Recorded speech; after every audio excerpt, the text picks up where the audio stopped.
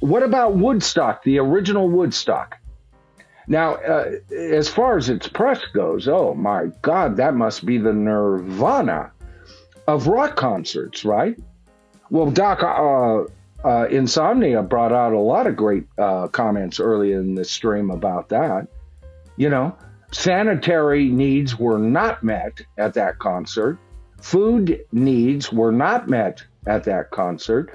It was a concert designed for 50,000 people, not 500,000, which is what wound up there. A lot of people got sick. There wasn't enough medical attention.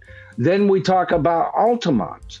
All right, now we just did a big show, so I'm not going to spend a lot of time on Altamont, but we just did a big show on Altamont on Royce's not too long ago. And everything known to man happened once again at Altamont, only this time with a murder. A rock fan lost his life. Now, you know, was he part of the problem? He absolutely was. But there is no shaking it. This concert was put together by a wing and a prayer, just like Woodstock had been. And guess who they got to make the last modifications for Altamont? Where should we put this, and where should the band say? Well, how we did it at Woodstock. That's right. The same promoter from Woodstock put together yet another famous concert. Both of them are famous, but nowhere near as utopian, especially when you think of the original Woodstock, as people tend to do it, to kind of give it credit for. And the reason for that was because Crosby, Stills and Nash and Joni Mitchell, Grace Slick from the Airplane, Paul Kantner, they all showed up on the Dick Cavett show. And oh man, it was like a total army out there, man. Oh, and the peace and the love. You could just feel the vibes. Well, from the stage, I'm sure that must have felt that way. This humongous crowd that none of you had ever played in front of, that large of a crowd, right? So that must have been pretty impressive. Oh, and the peace and the love and whatever you were taking kind of added to that. And so when that got done, a lot of moms and pops were all of a sudden interested in going to see that movie even. Like, oh, it sounds too good to be true. It was. It wasn't the Nirvana experience of concerts, right? Woodstock 94. They started this 25th anniversary. It drew 350,000 people for 3 days of music. Before its end, security had given up on checking the ticket of the horde streaming in out at the gate. The choice of the venue, it was the real head scratcher. They used a decommissioned airbase and set the stages up on the tarmac runways. Add that to the insufficient bathroom facilities, okay? See, conditions. How many times have we talked about that tonight just so far? $12 pizzas. Now, this is 94. Do the math, right? And $4 for water. I'll bet you can't get water cheaper than $20, and if you get it for $20 at concerts these days, it's a deal. Long lines for everything. Observers reported that a woman was pulled into the mosh pit near the front of the stage and gang raped. The Chili Peppers unwisely, see, now here, it's not attitude, but an unwise decision, with all the crap going on, they decided to do Jimi Hendrix's song Fire, resulting from that performance in the burning of 12 trailers and other vehicles, looted and burned vendors' booths, ATMs being destroyed to get at the cash inside. Riot police were finally called in to clear the site. The aftermath, 8 women raped or molested. A concert goer who collapsed on the second night died in a hospital on the following Monday. Lots of lawsuits ensued. The Doors, we talked about that. One of you already brought it up, and I talked about how he got into it with a security guard backstage after being caught having sex with a groupie. You know, as far as we knew. Sly and the Family Stone. By 1970, Sly was missing more than half of his concert, so he had gained a reputation. People started gathering at 7 a.m. for this one, and it was hot. They wanted Sly. Rumor had been circulating that the headliner wasn't going to go to the show. Fat Waters did 2 songs, and the Flying Burritos prepared to take the stage on this particular concert till a bottle was thrown at the crowd. It was quickly followed by a hail of debris, bottles, cans, stone. This is warfare between musicians on the stage or some dumb idiot that was lumping equipment for them. It doesn't say who did that. But the cops responded after this melee. They used nightsticks and everything else. Cars were smashed, overturned on fire. The title of Sly's album for this next year, there's a riot going on. And he would continue to be I love Sly and the Family still. I love the whole gig and stuff like that. But you know what? Some of my famous rockers could be real famous assholes. And Sly was one that could be that way. Jethro Tull, they did, it's known as the Riot at the Rocks, right? You had too many people who were off and couldn't see and wanted to get in and crash and everything. And it was an absolute craze fest. During the melee, tear gas was dropped on the attackers from a dangerously low flying helicopter. What was the result? Only acoustic acts were allowed to play Red Rocks after that point. The Who in Cincinnati, I think it was Tim, he brought them up December 3rd, 1979. When I reread this article, I was amazed because evidently you went into the venue. They had center doors and then some side doors. So I'm imagining maybe I had a rounded kind of entrance. And they were supposed to be let in by a certain time. They didn't get it open till 5. They were supposed to be in until 3. There was a sound check or an opening band playing. People started freaking out that the concert had been started and they had no seats yet or anything. Mistakenly, the 2 side doors from the other side were opened and people started entering that way. Once the crowd in the middle started seeing that happening, both crowds swelled to the side. 11 people were smothered to death, all in the name of rock and roll and poor circumstances, and circumstances that shouldn't have happened. You want to know why concerts cost so much these days?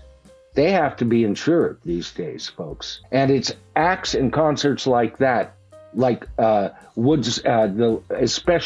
the 30-year Woodstock, was horrible. I mean, that should never be allowed to happen again. It's got such a stain on it. I don't care, the 50th, the 4th, screw that, man. We need a concert like that, like we need a hole in the head. Then they talk about Led Zeppelin at the famous Live Aid concert. Not as bad as everybody makes them out to be, but certainly not one of their best performances. Phil Collins is a fabulous drummer, but he's not for Led Zeppelin. I know a lot of people said he wasn't familiar with it. There was a lot of flying to get to the gig and all of that. Maybe it was that, but I couldn't imagine Phil, even before that. I love Phil Collins as a drummer, but he's not Led Zeppelin. He's not a Led Zeppelin kind of drummer to me. And he did his best, and they all did a good job. Nothing's wrong up here, pretty much, You could kind of see a twinge on Robert Plant's face several times during that. But what about their concert at Tampa Bay, the Tampa Stadium in 1977? Many of the 70,000 fans in the audience had already hung out for hours since the doors opened. They waited another 45 minutes to be told the band would not be returning. They got up. They played a truncated version of Nobody's Fault But Mine. And then they left the stage, and Plant said they'd be back in 15 minutes. They didn't come back. There was no announcements or anything. And conflict and mayhem ensued.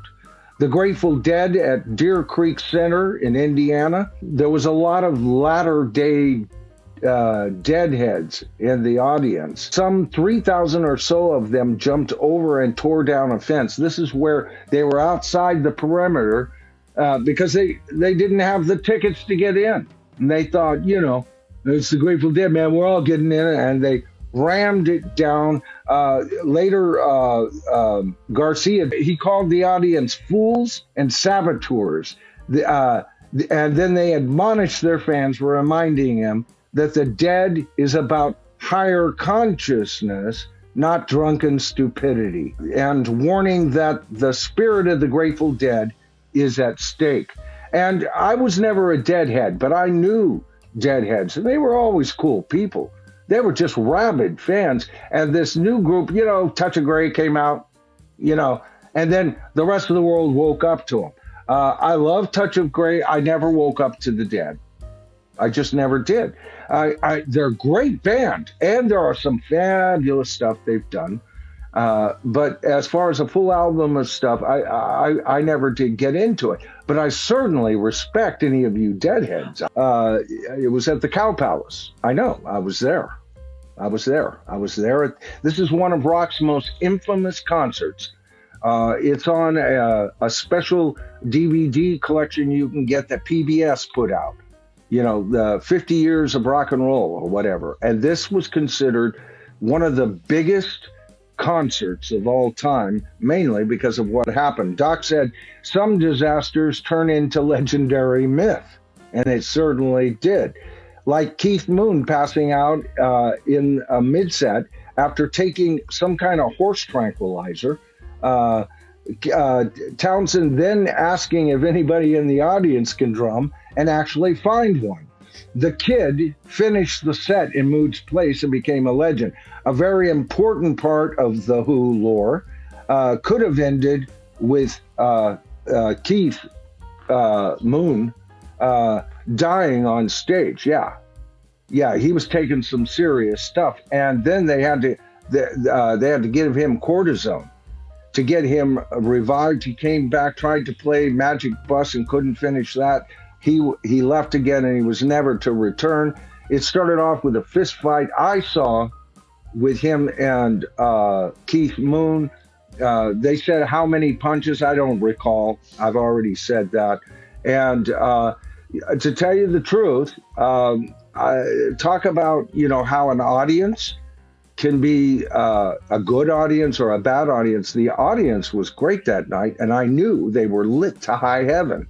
I know, I was on copious amounts of wild turkey, and so I was half lit when they went, and I know that audience was, or at least the 200 people directly around my area were lit to high heaven, and yet this gets back to, this is 1973 when this happened. They were right in the midst of playing Won't Get Fooled Again, and he just passed out. But it's 1973, closer to the 60s. I've often said that the 60s, that 60s mindset we always talk about. You don't talk about like early Beatles for that. Usually you think about right around maybe as early as 66, but 67, definitely. And it went on clearly through 1973 for me. Then I started seeing a change in the type of entertainment,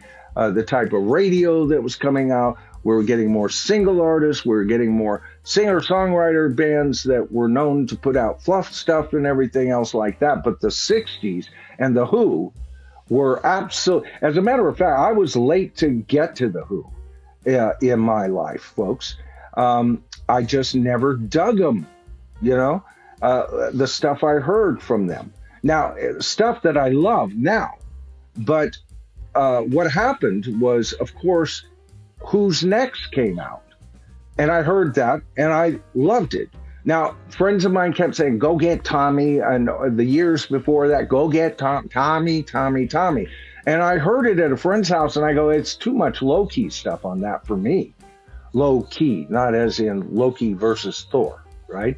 And so No, I'm not there yet, you know. And then I heard that they had this live album. I heard it at a friend's house. Oh, Live at Leeds. Yeah, it's pretty good. But yeah, okay. And then, Who's Next came out. Boom, bang. And I bought that just based on its commercial appeal, you know.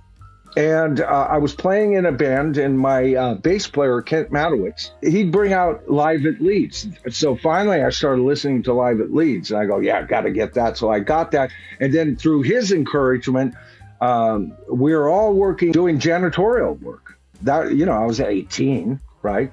One of my first jobs. Me, him, and two other guys teamed up. And I was cleaning theaters at the time. So they came in, helped me blow dry. Then we ran over there. We double tagged all night to get our stuff done. And we had to wait out at the Emporium all night for Ticketmaster to open up. So it was a big deal to go to that concert. And that was really, right around that time, was the beginning of me digging in on The Who. And of course, I went back on their catalogs.